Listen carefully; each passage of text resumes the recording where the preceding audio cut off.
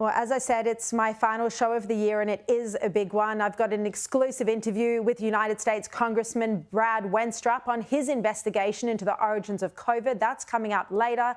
Economist Judith Sloan will also join me live to slam government spending. Plus, Justin Quill, a top lawyer, will break down the findings against John Pizzuto after Moira Deeming's win today. Gemma Tognini, Gary Hargrave also on the program. But now let's bring in National Senator Matt Canavan and Perth Mayor Basil Zemplis. Welcome to you both, Matt and Basil. Look, Sharri, you just saw that shocking footage then. It is quite scary to watch, and we timed it precisely. This is the footage that the police have obtained from inside the synagogue. 37 seconds, Matt, between the moment a worshipper was in that room and when it was engulfed in flames.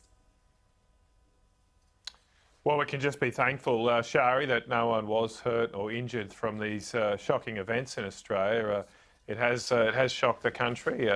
I mean, in the space of a year, we've had a bishop stabbed during a sermon, and now these attacks on the Jewish community. It's very sad to see a country divided this way, and I think it is an obligation on all our leaders, our political leaders, to try and unite Australians and be with them at times of these kinds of troubles.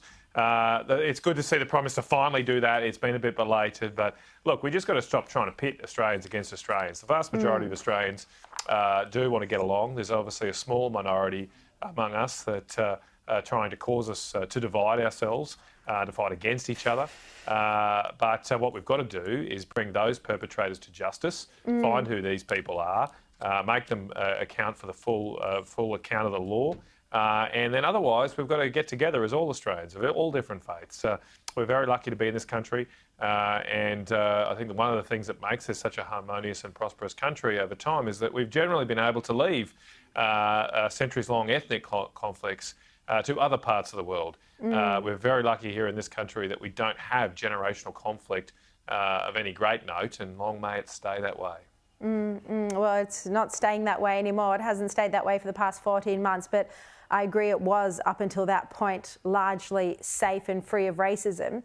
Basil, I want to get your reaction, and let's play them again now, that footage from inside the synagogue. Basil, what was your reaction when you saw just how close that worshipper came to being engulfed in flames, and also that extraordinary footage of the arsonists going back and forth with the red jerry can, and you can see, the black covering over their face?